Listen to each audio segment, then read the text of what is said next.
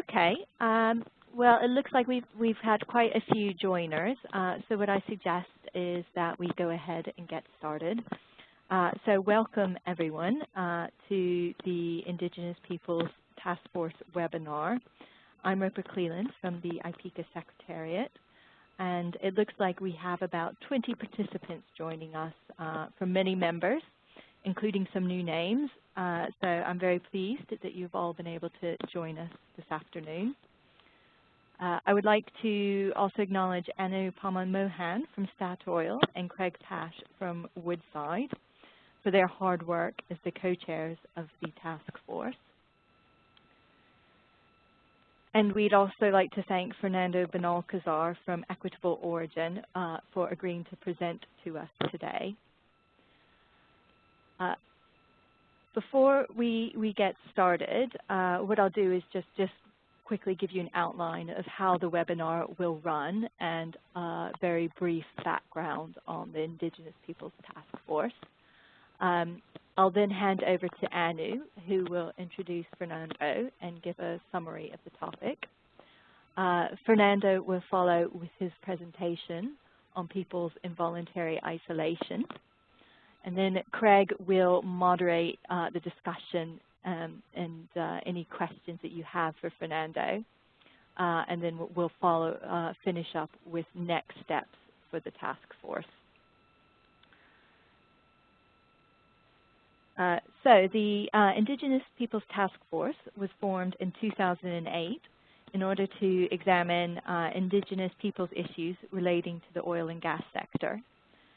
The overall objectives of the task force are to focus on the issues at industry level and to share lessons from the various interactions that members have with Indigenous groups. In 2012, we have focused on updating the Indigenous Peoples Issues Review and promoting it at industry events. We've also continued to monitor developments with free, prior, and informed consent. I'd also like to highlight that our recent paper at SPE Perth was very well received, and after Fernando's presentation, Craig will say a little bit more about this. And just on a housekeeping thing before we get started, we are muting those on the call just to limit background noise. So when it gets to the question and answer session, can I ask everyone to type their questions in the chat box that you see at the bottom right-hand corner of your screen. Craig will be able to, as other participants will be able to view these, and he will read them out as the moderator of the discussion. And also please do indicate your name, as this will help us know who is asking the question. Due to technical reasons, I can see some names, but not all. So at this stage, I will hand over to Anu to introduce Fernando.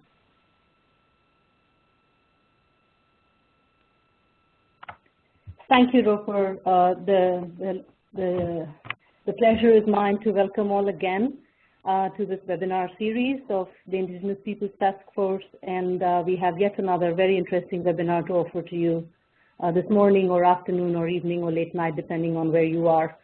While welcoming all, I would like to say special thanks to Craig, who's sitting up very late, nearly 10 p.m. late in the evening in Australia and Perth. And likewise, many of you are in many different time zones. So really appreciate your joining and participating in this. I must also thank Roper and Phil and several people who are behind the technicalities and organization of these seminars. As usual, they've done their very best to put this all together. So great thanks to them, and a welcome from everybody on our side.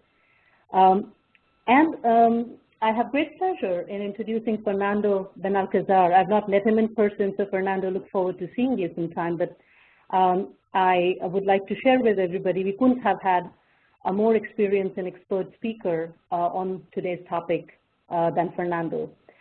He currently manages Equitable Origin Latin American operation and has over 20 years of experience and expertise of working in the oil and gas industry at various senior management levels, board, as well as significant positions in HSE and corporate responsibility functions.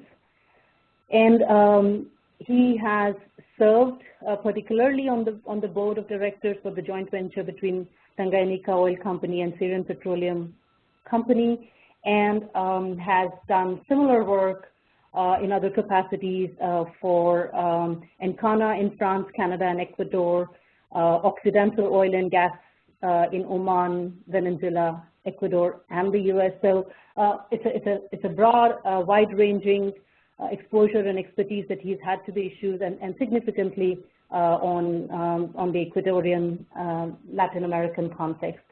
So we do have amongst ourselves somebody who's speaking from his experience in close association with some very important oil and gas projects. He is also a member of the SPE and various other professional organizations across the U.S. and Latin America, and has been a regular speaker and presenter at various such industry fora, IPIECA, ARPL, OGP. So you might have heard him or met him on previous occasions. Very recently, he was at the Rio World Summit in joining the conference, and has also presented these thoughts at another SPE conference recently. So with that as background, I would not even attempt to summarize the topic, but put you in safe hands of Fernando to speak about it and take us through it. The only point I'd like to make is peoples in voluntary isolation is a very significant yet less understood area of indigenous peoples issues to our knowledge, and it's of growing significance and importance to us and our work in oil and gas industry. So I'm right after this going to hand over to Fernando to take us through his presentation. The plan is as followed. And has been outlined by Roper. His presentation will be followed by moderation of questions by Craig. So you're very much encouraged to ask questions, clarify things at the end of the session, and then Craig will be reporting back from the excellent work that was presented at the recent SPE conference in Perth last month, and some significant things that Craig has personally contributed to advancing the Indigenous Peoples Task Force agenda and interest at the gatherings in the SPE at Perth. So with that, I'm going to mute myself and say a warm welcome to Fernando. Thank you very much for such a warm introduction. I really appreciate the extended summary of my career. Thank you for that. Okay, thank you everybody for inviting me for this brief conference. I will try to stick to the plan, 20 minutes. And additionally, it is relevant to mention that it is my pleasure to have this presentation done by the third time. One, when it was originally presented during the SPE conference in Rio 2 years ago. Second, early this year, I had the opportunity to present the same during the first workshop of SPE related to social responsibility. And during that event, we initiated conversations with IPIECA to have this presentation also made today. So it is my pleasure to do it. This is only a brief sharing of our experience with Encana. By the last year that Encana was operating in Ecuador within a very, very sensitive environment and under very sensitive conditions and circumstances known since the beginning. Can I have the second slide? Simple like this. I might summarize that nowadays in the oil and gas industry, during the exploration phase, in certain locations, again, this is a case study in the rainforest of the Amazon region in Ecuador, but it can be extrapolated to any other place all around the world where we are challenged by the potential presence of people in voluntary isolation, that I will call PVIs, within remote locations.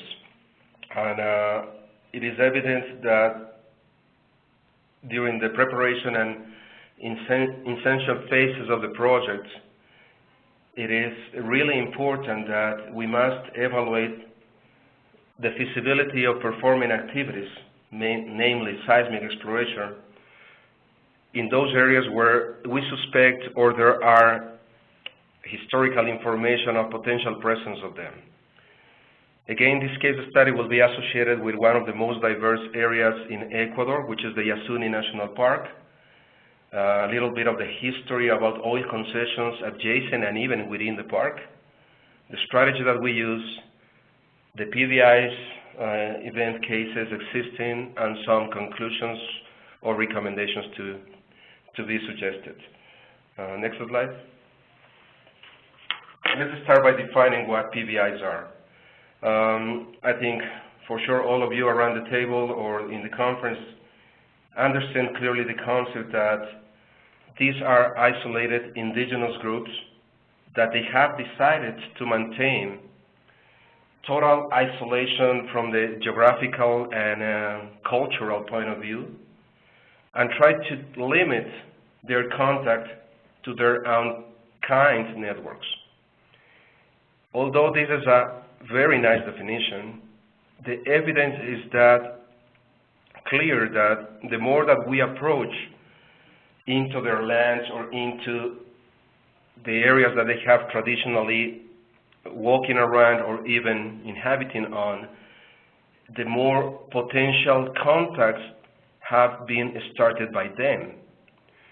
And obviously those contacts could be by need, by curiosity, or sometimes those contacts, and you will see in the end of this presentation some examples, could be so dangerous, compromising the safety of our employees, our people, or even peasants or others arriving or invading their lands.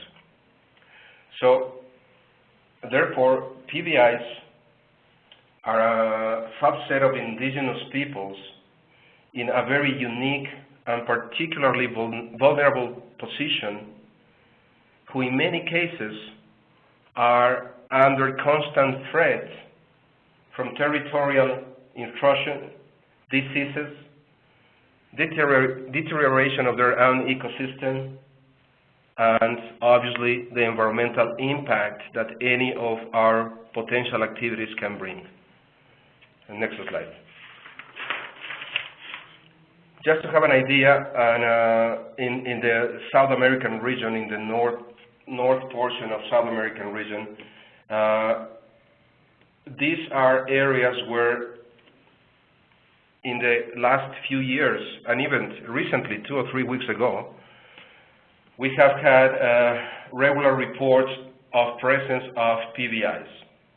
The latest, if you keep track of this subject, there was an issue exactly where this circle was drawn for the Rio 2010 event. This has not been updated, so it's a clear evidence of the events happening related to the mining in Venezuela and Brazil with the Yanomami branch of uncontacted people or PVIs. Another example is the one in the South Colombia, Ecuador, and Peruvian region, the second circle on the west side. Within the circle, I highlighted in yellow, I hope you can see this, where the case study is going to be shared with you, and other reports go down south to Brazil, northern Paraguay area, where other reports about PVIs have been tracked and monitored. Next slide. Let's talk about the little yellow circle. The little yellow circle is within the Yasuni National Park. Some of you might have heard this Ecuadorian initiative advertised worldwide, Let's Save the Yasuni, which is a totally different subject related to avoiding oil and gas exploration and activities there. But for the intent of this presentation, this has been traditionally home of indigenous peoples, including PVIs. Several indigenous peoples in the area, roughly 8 to 10 different ethnic groups, and the PVIs are one of those. The whole area, it is mainly a transition area. PVIs are normally nomads, and normally they have settlements for 2 or 3 months maximum, especially the time required for harvesting certain plants, normally yucca plants, or certain banana plants that traditionally, when they left these locations, these evidence or remains of these plantations are always found. The Yasuni National Park has, although being a national park, multiple uses in place, like biodiversity conservation, well-respected U.S., European universities working together with Ecuadorian universities in having research stations in place.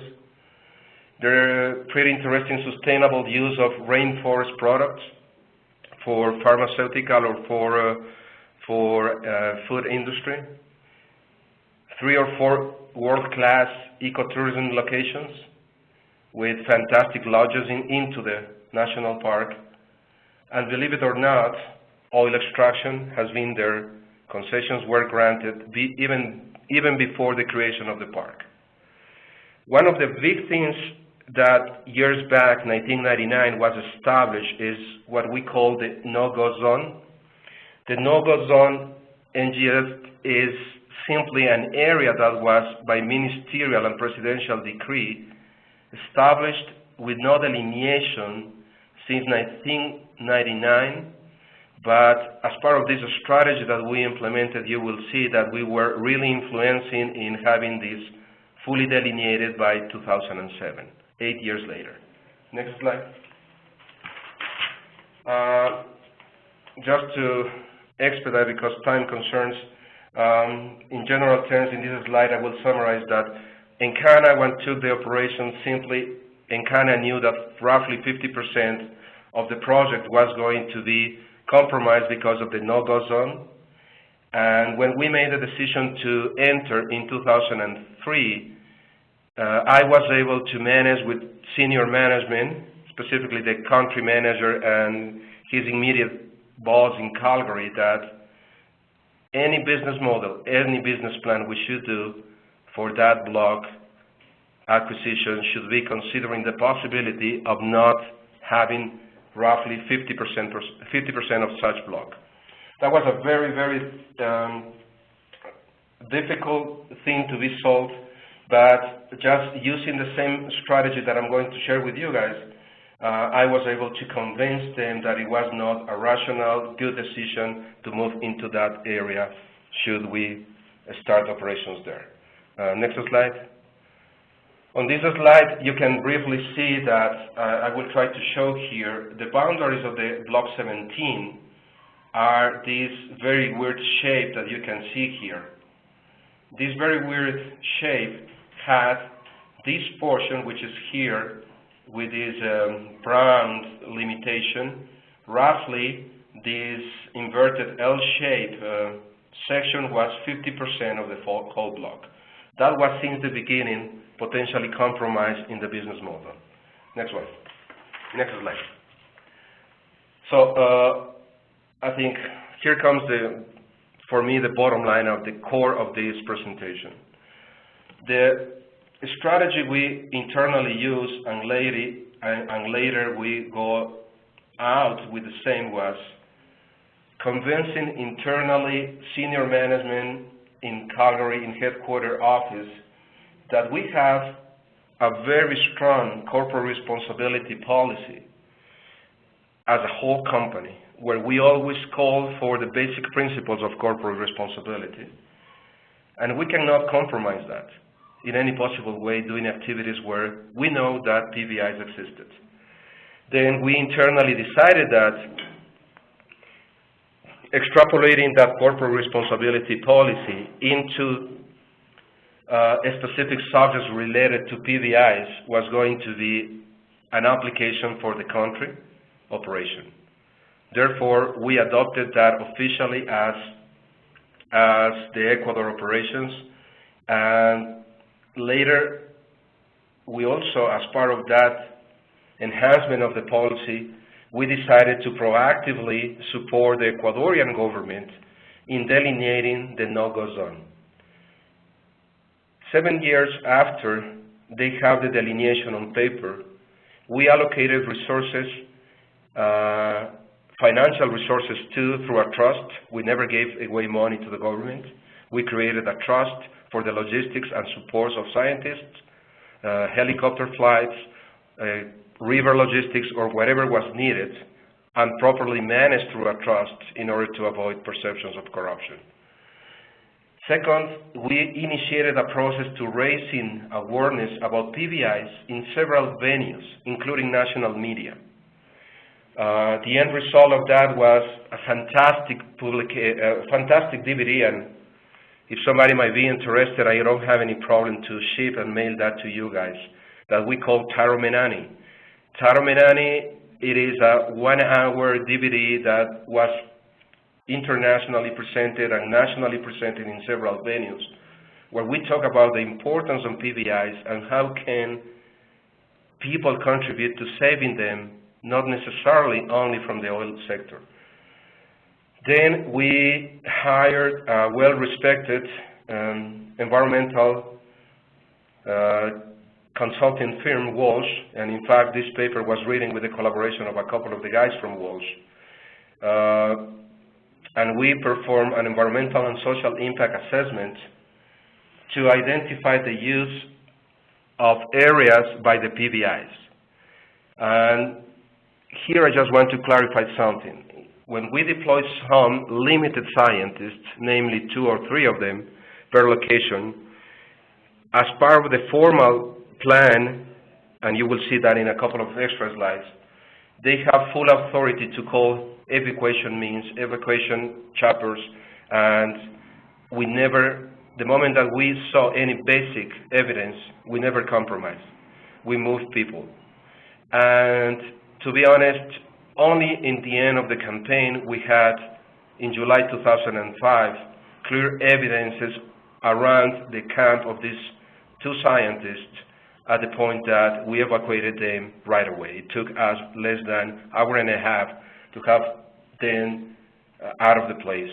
But to be honest, that hour and a half was very long for me because I thought it's a matter of seconds or minutes that these people's safety could be compromised.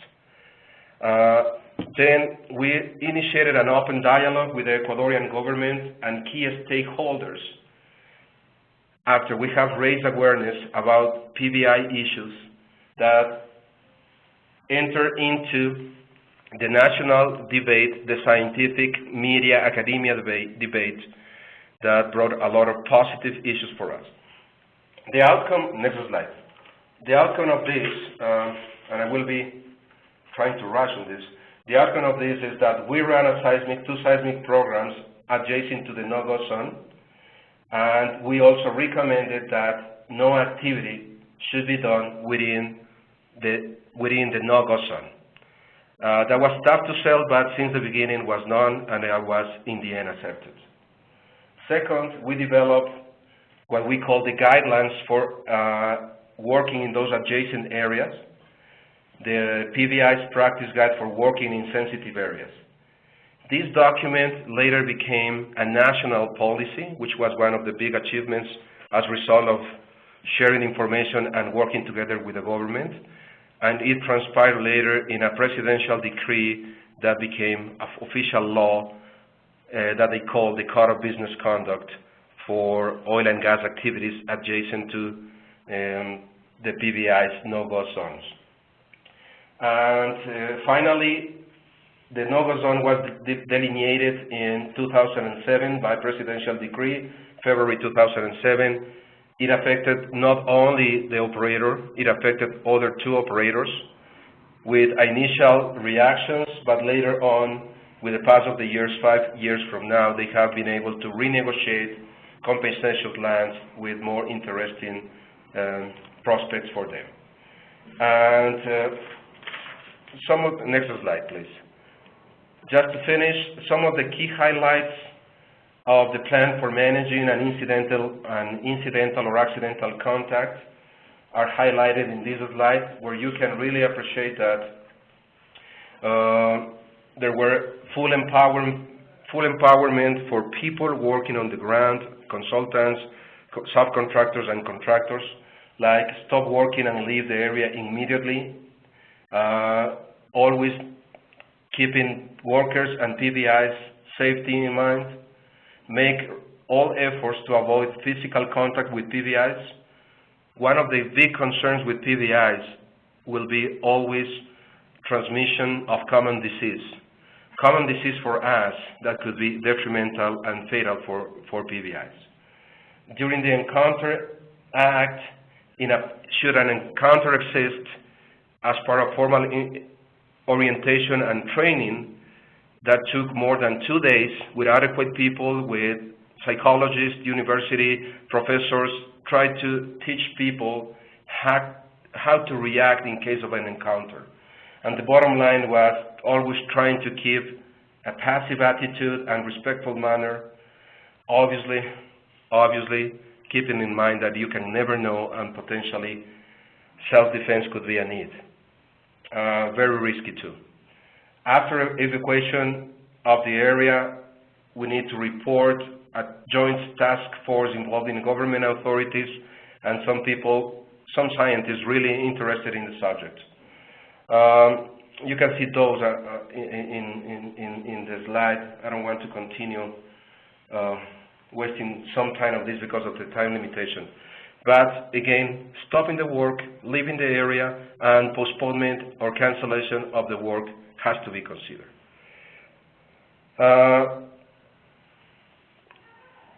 Always, next slide please, always involving the government the government authorities and other groups that we created, some kind of scientific advisory group. The situation with PVIs in general terms as a model, as an example in Ecuador, it has been something extremely well tracked, and here you can appreciate in this slide everything that is in green is the Yasuni National Park. Everything that is within the Yasuni National Park in this area is what that was delineated as the no-go zone, some kind of area where no extractive activity could be possible.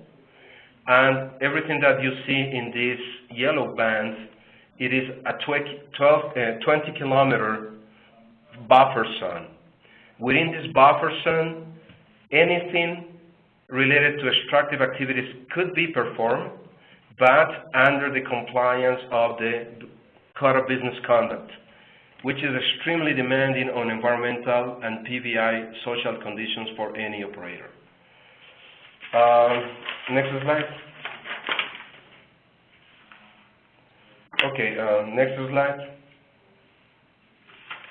These two slides I'm going to summarize briefly in saying that in Ecuador, since the late 50s, when the first attack happened with specifically evangelist missioners were killed in 1956, there have been interest on the subject, and we are lucky that have a lot of information, although relatively small sometimes. But other countries, like in the region, like Brazil, Paraguay, Peru, had also had records and good information about it. So that creates some advantageous conditions where you know and you can clearly expect certain areas where the potential presence of PVIs exists. The safety of compromising peoples or compromising workers or compromising the PVIs is in jeopardy the moment that authorities or even operators decide to pretend being deaf and blind and decide to move into those areas. A clear example of that happened in 2010. Next slide. Next slide. A clear example of that happened in 2010. In this picture you have here Everything that has a red cross, it is a confirmed contact with violent results. And as you can appreciate in this slide, we have roughly more than 12 contacts with killing people from the oil industry, peasants, or evangelists, missionaries, or killing PVIs. The example I was given is the one that I'm just highlighting here in the north part. This one, as you can appreciate, is out of the hard zone, of the no-go zone. It is within the buffer zone. This happened in August 2009 when the government decided to play deaf and continue activities and granting licenses to certain operators. But this contact happened right beside one of the production facilities of those projects that were on hands of Encana in years back in 2005 when we sold the assets to another operator. This roughly happened 300 meters away from the facility, and the end result was killing peasants that were living there, 3 family members. You will appreciate in the next slide how difficult it could be extrapolating this type of contact for the oil and gas business. Easily, this could be any of our workers, any of our senior members, anyone related to our activities. So that is something very sensitive when we do not really pay attention of how complicated it could be, do not consider in the present.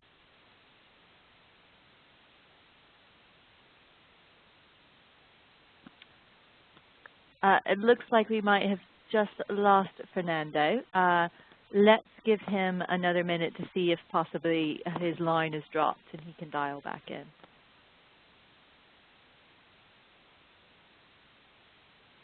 Rupert? Yes, Annie? Leaving the conference. You probably want to send him a message Fernando by email. Benalcázar. Yeah, I will do. Because he may not realize that he is no longer audible. Yeah, will do.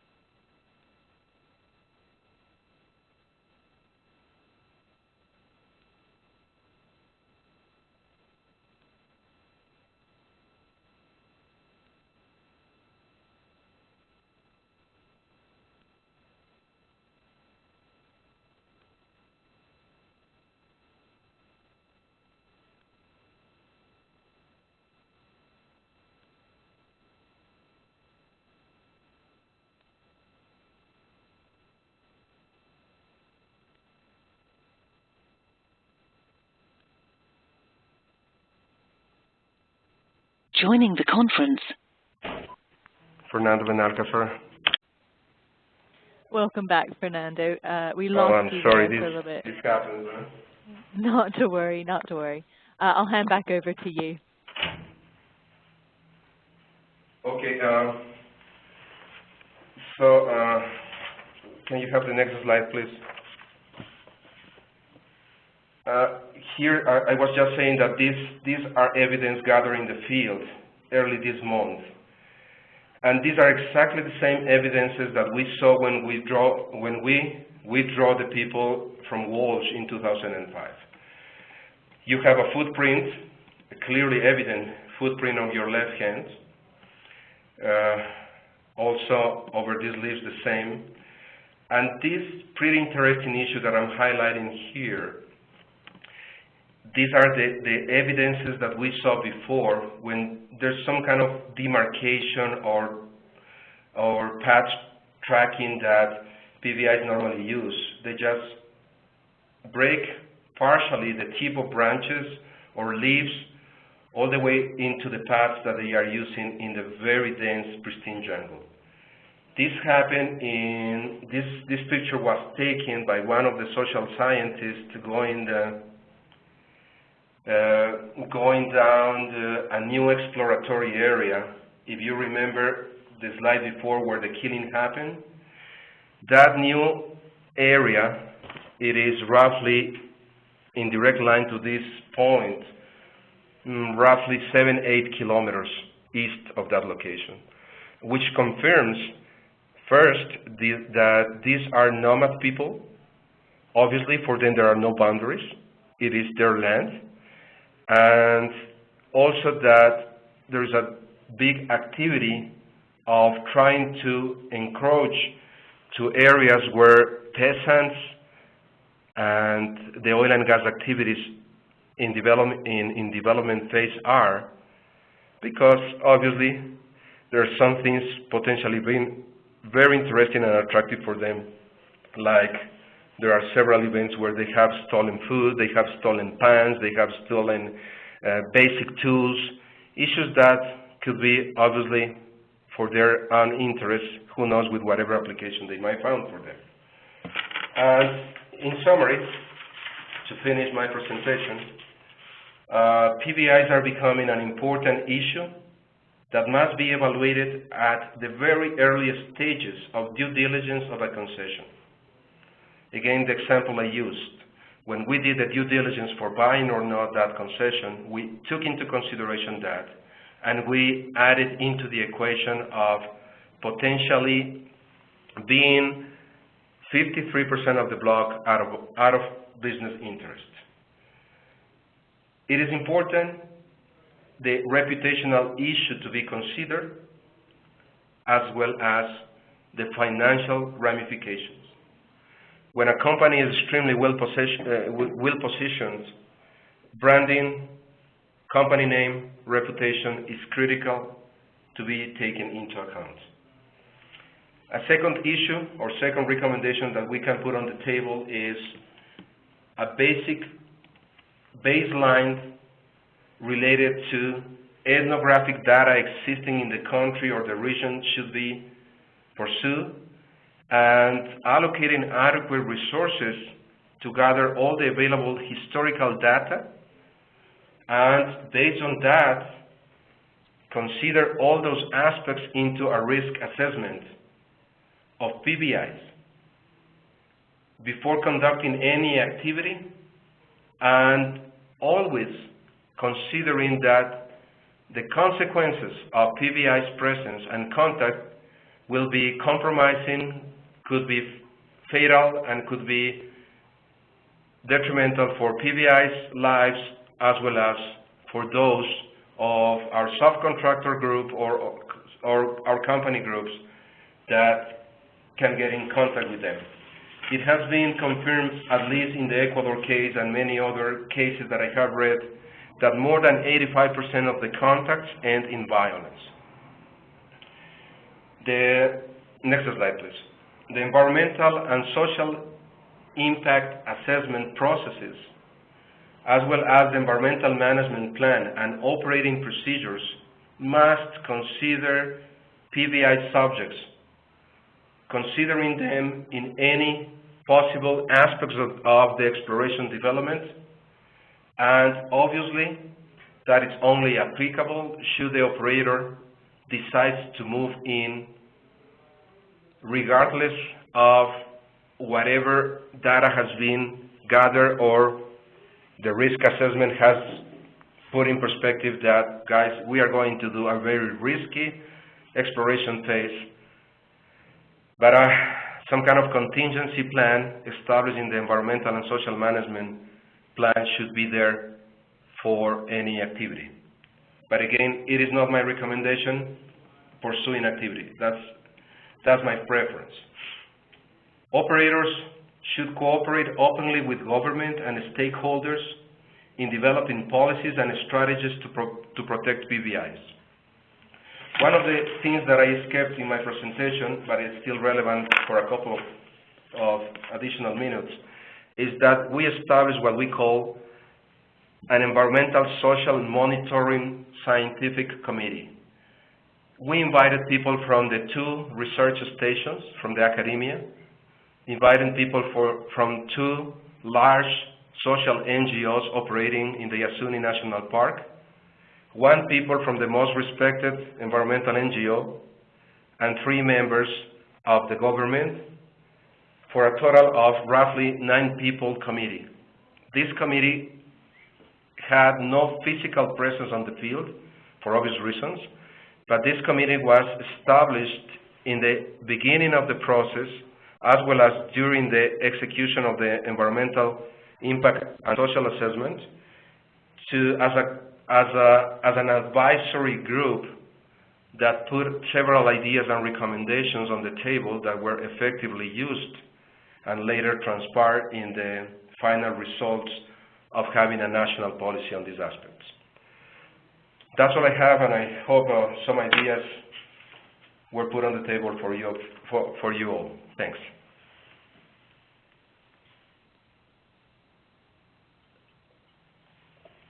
Hello? Hi. Thank you, Fernando. I think let's see if Craig is able to pick up. Yeah, hi there, and hey, thank you, Fernando. That was really insightful, and I think Anu helped frame things really well when she spoke about in the introduction about, you know, the significance and importance of peoples in voluntary isolation, but how in the most we have little understanding. And I think one of the things certainly that your presentation this evening has done is helped to start that process for me to increase my understanding. But with that, we'll open up now for people with questions, and if people put their questions through, then I'll read those questions out. Just while that's happening and while people are looking to put questions through, I might, if I may, ask one question first up. Early on in the slide, I think it was about slide page number 3, there was a definition provided for peoples in voluntary isolation. How was that definition developed, Fernando? Okay. There are several sources for the information, and one of the sources could also be consulted under the United Nations Indigenous Peoples' Rights, and that is the most similar definition. Another one is another source was the debate among the Scientific and Social Advisory Committee. But to make the story short, United Nations Indigenous Peoples' Rights has a definition for uncontacted people or people in isolation. Great, thank you. Ropa, are you seeing any questions come through? I'm not so far. Sometimes it takes a little while. In fact, I've just had a private message saying that Nili from BP has a question. Nili, are you able to send that message to everyone?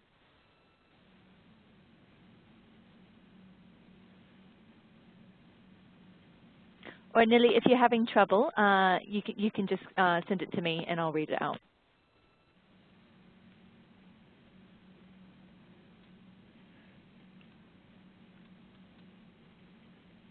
And just while we wait for that question to come through, Fernando, just another question. In relation to grievance mechanisms directly from PVIs, is there anything that you have in place, or is it possible to have anything in place as far as grievance mechanisms? Yeah, we consider the issue of grievance, and the grievance was mainly associated with some NGOs or entities claiming that they are there to protect the PVIs' rights. Obviously, you cannot have any grievance coming directly from them. And we, first of all, in the process, clearly defined should they have really the rights or not. And within this advisory committee, the government role was critical to handle those grievances coming from them. And to be honest, only one of the issues raised by these groups were totally valid and really contributed for the environmental management plan and for the emergency management plan. The emergency management plan should anything happen with or a contact exist. Great, thank you. Okay, I have a message from Nili. She is asking to Fernando why you felt it was her question is about Fernando's decision to raise awareness with local media. And Fernando, why did you feel this was necessary, and what was the benefit? Excellent question. I'm really pleased with the question. Why social awareness and country awareness? With the exception of 2 or 3 events in my lifetime that I read on the local media, they always portray PVIs as savages. In fact, if you go to the movies, if you go to the blockbusters, so many of the movies involving people in voluntary isolation call them savages, or call them any kind of bad people. I don't think they are bad at all. I'm putting in perspective, the bad guys could be the Western guys coming from whatever extractive industry, invading their lands and their territories. So that was the driver for us to strategically change that perception that they are the bad guys. Second, we needed to put in perspective that there were so many actors in this subject matter that have different roles, responsibilities, and all of them should have totally clear roles and responsibilities as scientists, as professors, as oil and gas companies in need of development, government authorities, regulators, and research and development people. And the last one is the government, in general terms, had done something very good years back in 1999, but as many of the government-initiated projects, it was never finished because of limitations of resources, mainly because of how remote a location could be. Therefore, we made a decision to raise awareness, to put in perspective that not only pending public roads or public activities from the government exist, but also in something not tangible, like could be the delineation of the no-go zones. Therefore, we believe that if we influenced a big sector of the Ecuadorian community among those different areas, it was going to be easier to have consensus, because in the end we were looking to have the delineation in place, which demand having so many sectors, so many stakeholders getting on a table and finally settling and making this happen. That's the reason why we launched that media campaign. Fantastic, thank you, and a very good question there too. Ropa, any more questions coming up at your end? Yes, I do have another one. So I'm wondering if people are having trouble sending messages to the group, in which case they can also send them to me and I can read them out.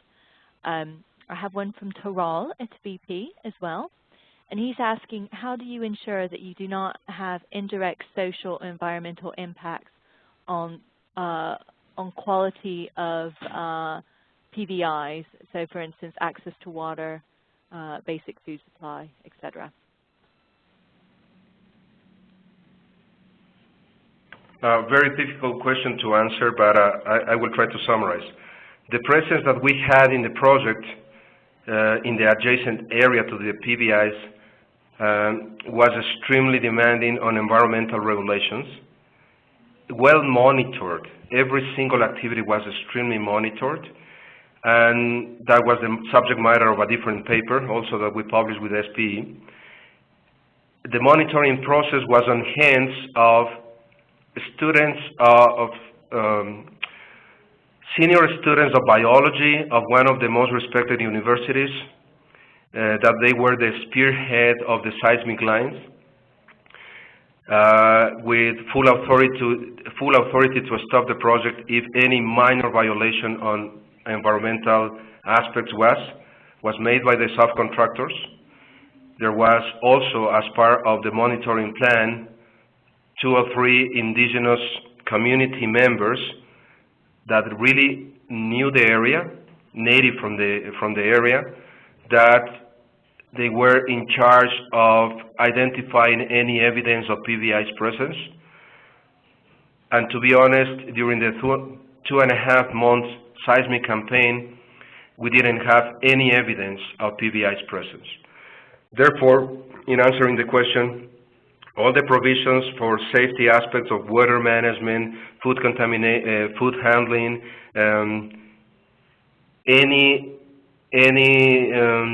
material being used was either biodegradable or was removed from the location. So I believe that was a pristine environmental project, keeping in mind exactly indirect impacts on people that inhabited in the area.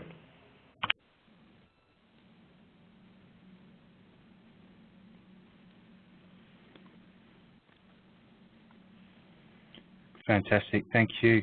Well, Ropa, unless there is any other questions, and I might do a thank you for Fernando, but any more questions come through that you can see? Nothing that I can see. Okay, well, on that note, Fernando, thank you so much for your presentation.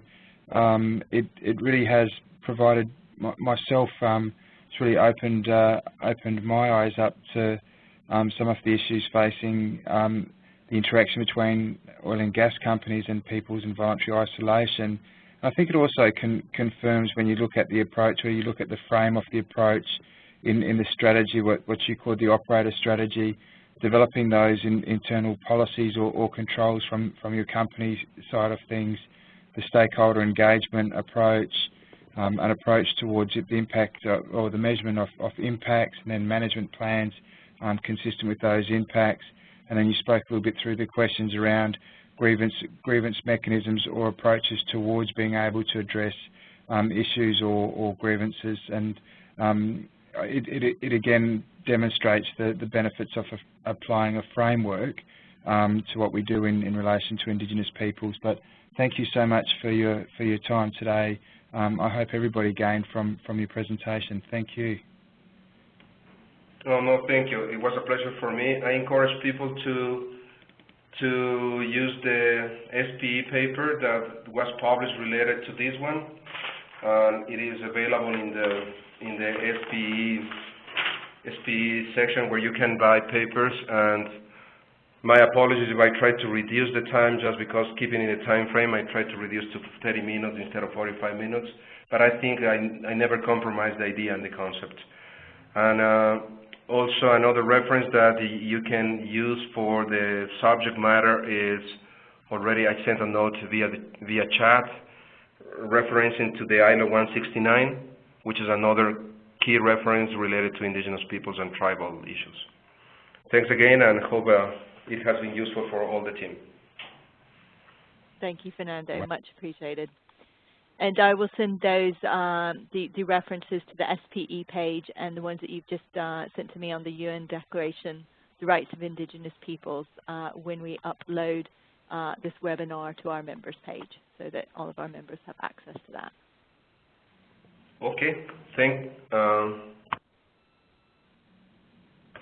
to all. Thank you. Bye-bye.